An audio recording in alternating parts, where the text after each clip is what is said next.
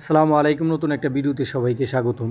প্রিয় বন্ধুরা, অনেকেই আমার কাছে জানতে চান বর্তমানে মিশরের শ্রমবাজারে কী অবস্থা, একজন গার্মেন্টস অপারেটরের বেতন কত হতে পারে।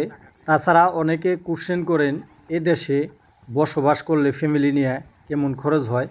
এই ব্যাপারটাই আপনাদের সাথে আজকে ছোট্ট করে শেয়ার করব। ভিডিওটি না টেনে দেখতে থাকুন। আর এই ভিডিওটি আমি সম্পূর্ণ ধারণ করেছি আলেকজান্দ্রিয়া জাতীয় মৎস্য কেন্দ্রে। এই জায়গাটাকে আরবি ভাষায় বলে আলা। প্রথমে আপনাদের অবগতর জন্য বলছি, মিশরে একজন গার্মেন্টস অপারেটরের নির্দিষ্ট কোনো বেতন নাই। কেন নির্দিষ্ট বেতন নাই সেই কথাটাই আপনাদের সাথে আমি খোলাসা করার চেষ্টা করছি। কারণ মিশরে আপনি আসেন অবৈধ পন্থায়। যেহেতু আপনি অবৈধ পন্থায় আসেন, আপনার চাকরিরও কোনো ঠিক ঠিকানা নাই। আপনি কোন ধরনের ফ্যাক্টরিতে চাকরি নেবেন বা চাকরি হবে তার উপরে নির্ভর করে আপনার বেতন। তার চেয়ে বড় কথা, আপনি কেমন কাজ জানেন তার উপর নির্ভর করেই মূলত বেতন ধরা হয়। এই মিশরে বর্তমানেও কিন্তু অনেক অপারেটর আছে যারা কিন্তু ওভারটাইম সহ $500 বেতন তুলে। এটা কিন্তু একবারে সত্যি এবং বাস্তব কথা।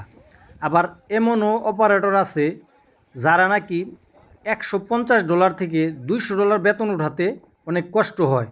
আবার অনেক অপারেটর আছে যারা নাকি 200 থেকে 350 টাকা বেতন তুলে, অনেকে 250 থেকে 300 টাকা বেতন তুলে। এই ব্যাপারটা সম্পূর্ণ নির্ভর করে আপনি কোন ধরনের কোম্পানিতে চাকরি করেন এবং আপনার কাজের দক্ষতার উপরে। আপনি যদি একজন অলরাউন্ডার অপারেটর হয়ে থাকেন আর আপনার যদি ভাগ্য ভালো হয়, তাহলে যদি কোনো চায়না বা তুর্কি বা ইন্ডিয়ান বা শ্রীলঙ্কান কোনো ভালো কোম্পানিতে ঢুকতে পারেন, তাহলে আপনার ওভারটাইম সহ $400 প্লাস বেতন হবে, এটা নিশ্চিত। এবং এখানে ম্যাক্সিমাম কোম্পানি আপনাকে খাওয়া দাওয়া এবং বাসা ভাড়ার টাকাটাও দিয়ে দিবে। আর আপনি যদি মধ্যম সারির একজন অপারেটর হয়ে থাকেন এবং ভালো কোনো কোম্পানিতে চাকরি করেন, তাহলে আপনি 300 থেকে $350 বেতন উঠাতে পারবেন। খাওয়া দাওয়া কোম্পানি বহন করব, বেশিরভাগ কোম্পানি বহন করে। অনেক কোম্পানি টাকা দিয়ে দেয়, আবার কিছু কোম্পানি আছে কিছুই দেয় না। আর অনেক ভাইয়েরা আছেন যারা বিভিন্ন মিশরীয় কোম্পানিতে চাকরি করেন, নতুন এসে দালালদের খপ্পরে পড়ে দালালরা বিভিন্ন মিশরীয় কোম্পানিতে চাকরি দিয়ে দেয়। তারা অনেক সময় $150 $180 বেতন পান, কিন্তু এই বেতনগুলি ঠিকমতো মান্থলি দেয় না। দেখা যায় এক মাসের বেতন আরেক মাসে নিয়ে যায়। আর এই ধরনের সমস্যা এগুলি পড়তে হয় তাদেরই যারা মূলত ট্রেনিং সেন্টারে থেকে কাজ শিখে মিশরে এসেছেন এবং 2-1 মাসের ট্রেনিং নিয়ে মিশরে এসেছেন। আসলে ট্রেনিং করে সরাসরি প্রোডাকশনে যাওয়া খুবই কষ্টকর। গার্মেন্টসের চাকরি খুবই কষ্ট। একমাত্র যারা গার্মেন্টসে চাকরি করে তারা এবং আল্লাহ পাকই জানে কত কষ্ট এই গার্মেন্টসের চাকরি। আমি দীর্ঘ 25 বছর যাবৎ এই পোশাক শিল্প লাইনে কাজ করি।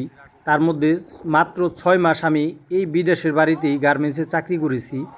আমার এই 6 মাসে গার্মেন্টস সম্বন্ধে যে অভিজ্ঞতা হয়েছে, তাতে আমার মনে হয় পৃথিবীতে যত কষ্টের কাজ আছে তার মধ্যে অন্যতম কষ্টের কাজ হলো এই গার্মেন্টসের চাকরি। আপনারা যারা মিশর আসতে চান তারা গার্মেন্টসের ভালো কাজ না জানলে দয়া করে মিশর আসবেন না।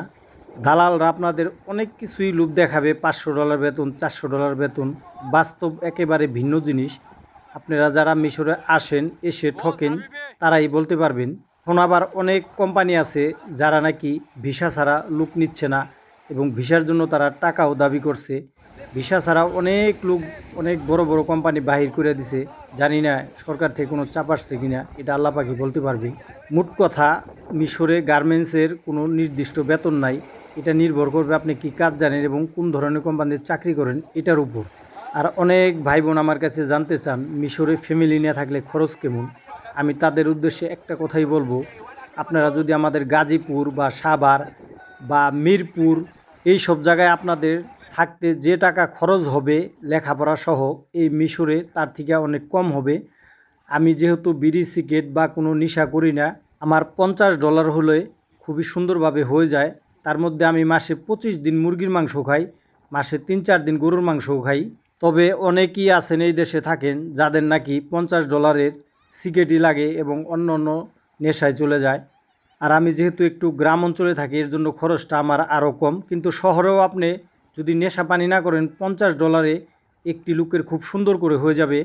আর আমার কোম্পানি যেহেতু বাসা ভাড়াটা দেয় এবং খাবার টাকাও কিছু দেয়, এর জন্য আমার $50 লাগে না, আমার $40 হলেই যথেষ্ট হয়।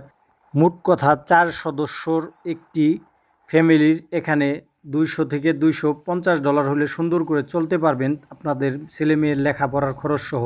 ভিডিওটি দেখার জন্য সবাইকে ধন্যবাদ। আসসালামু আলাইকুম ওয়া রাহমাতুল্লাহি ওয়া বারাকাতুহু।